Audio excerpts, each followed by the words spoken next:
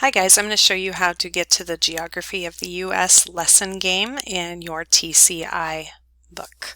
So when you are logging in for the first time, number one, you're going to need to go to Clever, and you're going to go ahead and select your username and your password, and it will log you into Clever. When you get into Clever, you are looking for something called TCI, which is right here. When you get onto TCI, you're looking for the lesson game, which is right over here on the side. Click that. And we are looking, there's a game right here that we could do, the state game, but we are looking for the Geography of the United States game, which is right here. And then you are just going to play it.